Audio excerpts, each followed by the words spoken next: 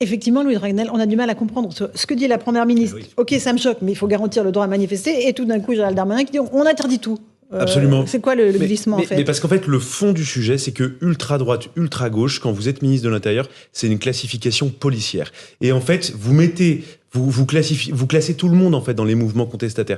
Et donc, dès que c'est un peu à droite, jusqu'au très très à droite, c'est ultra-droite. Et à ultra-gauche, c'est pareil. Le problème, c'est qu'en fait, vous ne pouvez pas, par principe, interdire une manifestation pour un groupe de personnes qui n'est pas défini. Si le ministre de l'Intérieur veut cibler le GUD, s'il veut cibler un ancien mouvement qui s'appelait Occident, s'il veut cibler à l'ultra-gauche le soulèvement de la Terre, ou alors des organisations d'ultra-gauche, mais avec une responsabilité sociale, avec un objectif, avec les services de police qui ont travaillé sur quelque chose de très concret, là, pour le coup, on peut dissoudre, on peut empêcher une manifestation. Mais il ne rend pas la tâche facile aux préfets, parce que, en fait, demain, les préfets, vont continuer leur vie comme avant. C'est-à-dire que dès qu'il y a une manifestation qui présente des troubles à l'ordre public, ou alors des menaces d'incitation à la haine raciale, des croix gammées, tout ce que vous voulez, là, ils ont des motifs, en fait, pour empêcher une manifestation. Sauf qu'en fait, vous ne pouvez pas, par principe, je pense, par exemple, à la maison révolutionnaire à Toulouse, par exemple. C'est un groupe où ils parlent de soviétisme, ils parlent d'extrême gauche, mais c'est purement intellectuel et il n'y a pas d'incitation à passer à l'acte. Eh bien, vous ne pouvez pas empêcher cette association. Et donc, en fait, on voit bien que derrière cette histoire, Gérald Darmanin fait de la politique pour essayer de contraindre Marine Le Pen à essayer de soutenir ou de se désolidariser en disant « Mais non, mais c'est pas moi, j'ai rien à voir avec l'ultra-droite ». Sauf que Marine Le Pen n'est pas tombée dans le piège et elle dit « Mais aucun problème, allez-y, monsieur le ministre, vous pouvez empêcher tous ces troubles ». Donc, gain politique zéro, quoi. Donc, le gain politique zéro. Et en même temps, ça permet de parler d'autre chose que de la crise de régime, de l'impasse politique du moment. Oui, ne vous inquiétez pas, on va en parler. François Pupponi, gain politique zéro, effectivement, mais personne n'a compris qu'on ait interdit toutes les manifestations autour du président de la République, le 8 mai, le 9 mai, etc., pour éviter les casserolades, et donc là, on est laissé cette manifestation. Sauf que juridiquement, celle qui a raison, c'est la Première ministre qui dit « Oui, c'est choquant, mais en démocratie, le droit de manifester existe. » Bon. Et le ministre de l'Intérieur qui va beaucoup loin, parce qu'il parle d'ultra-droite et d'extrême droite. Là, c'est politique. Là, c'est politique. Mais dire au préfet, toutes les manifestations d'extrême droite peuvent être interdites systématiquement, même si on n'a pas les motifs. Voilà. Ou l'extrême gauche, c'est quoi? Non, mais il faut le définir à ce moment-là. Bérangère Bonte. C'est non seulement gain politique zéro, mais retardement, donc potentiellement perte politique. Parce qu'effectivement, on a la mémoire courte, quoi. Il y a quelques semaines, toutes ces dernières semaines ont été émaillées de recours devant les tribunaux administratifs pour toutes ces interdictions de casseroles, qui ont tous été renvoyés les uns les autres dans leur pénate. Donc le bis repetita, ils vont se retrouver effectivement interdire une manifestation. Pourquoi ce serait possible aujourd'hui alors que ça l'était pas il y a 2 jours? Vous avez écrit ce livre sur Elisabeth Borne, La Secrète, aux éditions L'Archipel. Quand elle dit qu'elle est choquée par ces images, oui, évidemment, c'est un combat qu'elle mène depuis longtemps, politiquement. Oui, et alors ça rejoint d'ailleurs une histoire familiale très forte, on en parlera sans doute, mais et politiquement, effectivement, alors le sujet politique et du positionnement politique, il est complexe chez Elisabeth Borne. Elle est indéfinissable? C'est une femme de gauche, une femme de droite? C'est quelqu'un qui n'a pas réellement de charpente politique. C'est pas quelqu'un c'est pas une idéologue, c'est pas. Alors oui, elle a eu beaucoup de sympathie de gauche, elle a travaillé à gauche, elle était jospiniste, c'est-à-dire elle a vraiment adhéré à cet homme, et sans doute, évidemment, au fond de valeurs qui venaient sans doute aussi de son histoire personnelle, la solidarité, des moments où sa maman qui s'est retrouvée veuve était sans le sou, etc. Donc oui, la solidarité nationale, etc., c'est important. Est-ce que ça suffit à faire une femme de gauche? Non. Et aujourd'hui, en tout cas, quand on l'entend parler de cette époque-là, moi, elle m'a parlé de dogmatisme des 35 heures, etc., on comprend pourquoi Lionel Jospin ne veut plus en parler. Et de liberté individuelle, et de tout ça. Le positionnement à gauche, il n'est pas évident. Mais sur ce sujet-là, oui, il y a quelque chose quand même quelque chose dans les tripes qui est assez présent. Expliquez-nous, parce qu'elle a vécu une expérience traumatisante à 11 ans, le suicide de son père. Alors, c'est toute la famille paternelle, en fait. Le père, les 4 frères ont été déportés. Sur les 5, ils sont revenus à 2. Le père d'Elisabeth Borne et son frère, qui n'était pas encore évidemment son père, et qui, à leur retour à tous les deux, tombe en fait sur une jeune scout qui va les héberger, et cette jeune scout va devenir la maman d'Elisabeth Borne.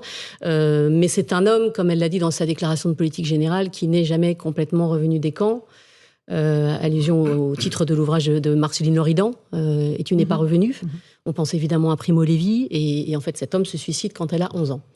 après une enfance qui, il a été dépressif toute son enfance. C'est non seulement ce moment terrible du suicide, c'est un contexte familial qui est très dur, c'est une maman qui s'en sort sans doute comme elle peut, mais qui quand même va aussi lui dire un jour, tu sais, le jour de ta naissance, ton père a fait une crise d'épilepsie, c'était le début de la fin.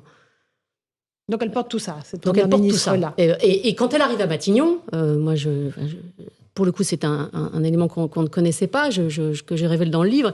Le jour de sa nomination à Matignon, cette histoire la submerge. Elle est au ministère du Travail, puisque c'était son poste précédent. Elle l'a appris le matin même qu'elle allait devenir Première ministre. Elle est avec ses communicants. Ils essaient d'envisager le discours. Il faut aller très vite. Ses communicants essaient de lui dire il va falloir peut-être évoquer ça. C'est sans doute le jour. Ça fait plusieurs années. C'est histoire personnelle, voilà. Et en fait, c'est au-dessus de ses forces. Et elles font en larmes. Et bon, voilà, tout ça va progressivement avancer. Et puis, elle va l'évoquer, comme on le sait, à sa déclaration de politique générale. Et puis de plus en plus, il y a eu un discours au CRIF récemment, où là, on sent que voilà, on a changé complètement de... Cette histoire-là, quand on est une femme politique, c'est difficile de la garder pour soi. On peut considérer que c'est injuste, mais c'est comme ça. Je disais tout à l'heure que c'était une première ministre dont les jours sont comptés à Matignon. C'est quasiment un pléonasme, mais parce que chaque premier ministre sait qu'il a une durée de vie limitée à ce poste-là. Elle est plus menacée aujourd'hui qu'elle ne l'était hier, Bérengère Borne. Je ne crois pas. Pourquoi ? Je ne crois vraiment pas. Elisabeth Borne, c'est une dure au mal. Il suffit de regarder la période qu'elle a vécue avec Ségolène Royal, par exemple, que je raconte par le menu, qui a été très dure. Elle était directrice de cabinet de Ségolène Royal, ministre de la Transition écologique sous Hollande, dans le gouvernement de Jean-Marc Ayrault. Une année très, très, très dure. Et je pense, et Emmanuel Macron voyait tout ça depuis Bercy. Je pense qu'il a parfaitement compris qu'il avait affaire à quelqu'un qui s'accroche. Donc, c'est quelqu'un qui ne va pas lâcher comme ça. Et deuxièmement, c'est quelqu'un qui l'a mis là à une mission, quasi impossible. Parce qu'il n'y a pas de majorité et qu'il n'y aura pas plus de majorité avec un autre Premier ministre. Donc, voilà, pour plein d'autres raisons aussi, je ne suis pas sûre qu'elle lâchera l'affaire et que ce serait une bonne idée. Peut-être que François Pupponi... Elle ne lâchera pas l'affaire. On l'a vu récemment, même, elle s'est même un peu affrontée au président de la République. Quand il dit « je veux une loi sur l'immigration rapidement » et que 2 jours après, elle dit « je n'ai pas de majorité, il n'y en aura pas, ça sera éventuellement à la fin de l'année », c'est une manière de s'affirmer.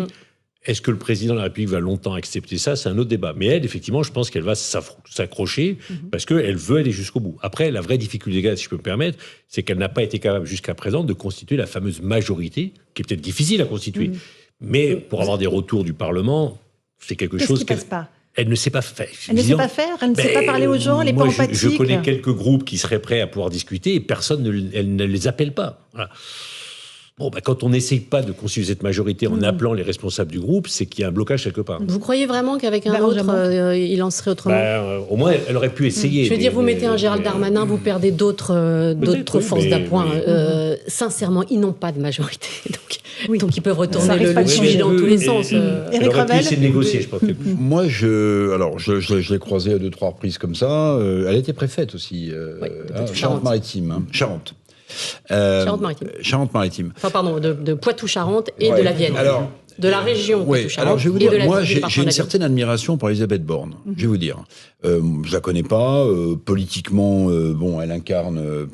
Quand je vous écoute, et c'est vrai, je ne savais pas qu'elle a eu cette définition sur les 35 heures, mais qui est quand même, pour une femme de gauche, effectivement, presque un tabou. Et moi, j'ai une certaine admiration parce que je la trouve très courageuse. Elle est quand même dans une situation politique absolument hallucinante. Je ne parle même pas de ce que lui a demandé le président de la République, mais elle est dans une situation politique absolument cataclysmique, et je trouve que sa façon de faire face devrait interroger les gens, et peut-être même le président de la République, parce que on a dit que Madame Vautrin devait prendre le poste, donc elle a su tout ça. Bon, mais le fait qu'elle soit complètement dans le costume, qu'elle incarne peut-être même outrancièrement, on dit qu'elle est extrêmement dure avec ses collaborateurs, ce que je veux bien croire. Eh bien, une femme en politique qui a ce tempérament et qui s'accroche, je trouve que ça devrait retenir plus d'attention. On va écouter Elisabeth Borne, c'était le 2 mai, elle avait des mots assez durs à l'Assemblée. Écoutez. Certains de nos concitoyens sont descendus dans la rue pour exprimer leurs revendications, leurs inquiétudes. Nous devons les entendre, nous devons leur répondre. Ces revendications, Madame la Présidente Châtelain, vous le savez, dépassent largement la réforme des retraites.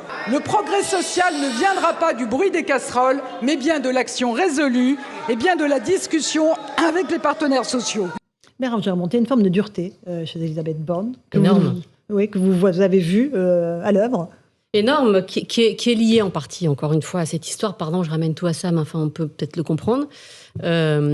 Cette histoire lui donne à la fois beaucoup de force et de fragilité. Je parlais des pleurs tout à l'heure, mais oui, il y a beaucoup de force, il y a beaucoup de dureté, il y a beaucoup d'exigences qu'elle a envers elle-même, mais aussi envers les autres. C'est dur de travailler avec elle. Ah, mais c'est plus que dur, quoi. C'est quelqu'un. La difficulté, c'est que d'abord, c'est quelqu'un de très brillant. C'est une pure polytechnicienne, très concrète. Donc, autour d'une table, vous mettez tous ces ingrédients-là, c'est à peu près toujours l'experte, quel que soit le sujet. Elle connaît tous ses dossiers par cœur. N'importe quel conseiller qui pense arriver avec beaucoup d'éléments n'en a sans doute pas autant qu'elle. Et si le chiffre n'est pas exact à la 7e décimale, ça ne va pas. Donc oui, c'est très très difficile, c'est très exigeant et les portes claquent et ça hurle copieusement, quoi. Alors, vous racontez à un moment où vous attendez pour l'interviewer, vous êtes dans l'antichambre et vous entendez un coup de gueule absolument tonitruant dans son bureau. Elle est capable de ça. Qui a l'air assez fréquent et c'est un témoignage que j'ai entendu d'à peu près toutes les époques professionnelles, puisque le principe d'une biographie, et c'est ça qui est intéressant, c'est d'aller regarder dans ces différents... Elle a 62 ans, on peut le dire.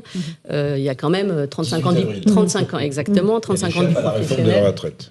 Oui, bon, ça... c'est l'anecdote. Mais à peu près toutes les époques, moi, j'ai ce témoignage-là de quelqu'un qu'on entend hurler de l'autre côté de la porte. Bon, vous dites aussi qu'elle est très secrète, c'est le titre de votre livre. Elle ne parle que très peu de sa vie privée, du coup elle laisse un peu place à la rumeur. Un compagnon, pas de compagnon, une compagne, pas de compagne. Elle ne veut pas s'exprimer sur ces thèmes-là. C'est surtout ce qui est très étrange, c'est qu'elle en a parlé, justement. Ce qui s'est passé, c'est pas un secret. Il y a depuis des années des rumeurs d'homosexualité qui ressurgissent, qui ont ressurgi à Matignon. Quand elle est arrivée, elle a démenti. Fin d'histoire. Dans Tétu, on peut se demander pourquoi elle fait ça dans un magazine aussi identifié par la communauté LGBT, mais peu importe. Elle dément, c'est faux. Elle peut s'arrêter là. Sauf qu'elle ajoute l'existence d'un compagnon. Moi, je fais la biographie. Je cherche qui est cet homme. Je pense que ce serait une faute professionnelle de ne pas chercher. Ensuite, c'est ça notre métier. Vous cherchez et puis vous regardez. Il serait boucher charcutier, j'adore la boucherie, il serait moniteur de voile, fin de l'histoire aussi. Il se trouve qu'il a un profil politique, qu'il est très engagé, qu'il a été président d'une association qui s'appelle les Poissons Roses, jusque cet hiver, qui a appelé à la manif pour tous. Association catholique de gauche, plutôt écolo. Il se trouve qu'elle l'a embauché à la RATP quand elle est présidente de la RATP en 2015. Qu'ils avaient été ensemble. Alors, difficile de savoir s'ils l'étaient toujours, mais en tout cas, il y a quand même énormément de questions. Et surtout, elle était dernier dans le Closer. Elle est paparazée, elle était dernier dans le Closer, sauf que sur le blog de cet homme, que j'ai fini par identifier, on apprend qu'en fait, il est paxé avec une autre depuis 2 ans. Donc, moi, on peut retourner le sujet dans tous les sens. Pourquoi aller mettre sur la table l'existence d'un compagnon si ça n'est pas son compagnon ? Parce que je ne connais pas, elle fait exactement ce qu'elle veut de sa vie. La seule chose dont je suis sûre, c'est que cet homme n'est pas son compagnon. Donc, pourquoi ? Il y a un flou. Voilà. D'accord. Louis Dragnel. Moi, je trouve votre titre très intéressant, La Secrète. Ça donne réellement envie de le lire. Et il y a aussi un mystère. Moi, la question que je me pose, c'est que compte tenu de sa vie, donc elle a vécu des importantes souffrances, mais on a énormément de mal à comprendre son rapport aux Français. Et vous qui l'avez un peu vu, qui l'avez observé, vous l'analysez comment ? Alors, ce qui est très étonnant, c'est quand même cette décision de partir en politique. Je suis d'accord avec vous. Comme j'ai dit tout à l'heure, c'est une politicienne, c'est une pure ingénieure. Elle aime, depuis toujours, dans tous ses différents jobs, prendre les dossiers. Elle a été à la Sonacotra. Elle a adoré construire des logements pour les immigrés. Elle me disait, mais je rentrais chez moi le soir, j'avais fait quelque chose. Et tout fonctionne comme ça. Même le catalogue, là, comme on a dit, des 100 jours qui ont été présentés là, il y a une dizaine de jours, c'est très concret. Alors, on peut dire que ça n'aboutit pas. Bon, il y a la machine administrative, il y a la machine politique, tout ça. Bon, OK. Tout ça n'est pas la politique. Pourquoi est-elle allée, effectivement, à un moment, elle tournait autour de postes politiques, elle était dans des cabinets ministériels, donc elle n'était pas très loin. Elle a sans doute évidemment compris à un moment quand même que ça passe par le suffrage des Français. Mais dans son rapport et aux donc, Français, à l'élection il faut y aller. législative. Mais dans son Mais rapport moi- aux Français, parce que elle est issue de milieux populaires. Et aujourd'hui, l'image qu'elle a, non, pas populaire. enfin, en tout Non, cas, non, elle a ça- été gâtée par la vie. Pardon, c'est plus ça ce D'accord, que voilà, je c'est ça. Mais voulais... non, c'était. Son père était un notable, son grand-père était Oui. maire. De Livaro, oui, absolument. À Livaro, exactement. On est Mais du coup, il y comment avait est-ce deux qu'on est- entreprises familiales qui ont fait faillite à peu près. Et c'est une des raisons. En tout cas, c'est concomitant avec le suicide du Et papa. comment une fois qu'on a Allez, cette rapidement, enfance-là, parce qu'il nous reste une on a minute. l'impression qu'elle est un peu déconnectée de la vie des Français, qu'elle est dans ses chiffres, Moi, je qu'elle est suis dans ses très données. troublée. Par exemple, c'est les déplacements que font tous les élus en coup de vent. Elle est allée faire les vœux fin janvier. Elle est allée sur 5 sites en une journée. Et moi, je lui ai dit, mais je peux pas, me dites pas que vous aimez ça. C'est pas quelqu'un qui aime autant rentrer dans le détail, dans le fond des sujets. C'est pas possible que vous aimiez ça. Elle me dit, mais si. Et sa communicante, Namel, me disait, si. Elle a vu énormément de gens. Elle passe un quart d'heure sur place, quoi. Voilà. Mais c'est la politique. Et donc, elle essaie de s'en accommoder, mais elle a compris que ça passait par le Est-ce suffrage qu'elle des rêve de Français. l'Élysée, en un mot, ou Ça pas fait partie de la secrète. Eh ouais, mais Moi, c'est la question. C'était pas forcément une évidence. Matignon, elle dit qu'elle n'en a pas rêvé. Oui, elle a fait campagne. 2, quand je vois les coups de fil que j'ai reçus de Matignon pour me dire, dites donc, arrêtez de demander à tout le monde si elle va à l'Élysée, je me dis que c'est un sujet. Voilà, oui, un tout petit mot, François Non, Pupponi. je pense qu'elle y pense, Elle parce pense à qu'effectivement, elle réussit, elle s'accroche, elle réussit, elle s'affronte au président, et je pense qu'elle a une idée, parce qu'elle a toujours une idée, elle a envie d'évoluer, de progresser. Elle n'est pas en train de préparer une Non. officine, Mais- elle n'est pas... Elle ne s'interdit rien. Mais bien ce n'est sûr. pas un malentendu. exclu, Ouais, évidemment. Bérengère Bonte et Elisabeth Borne, la secrète biographie aux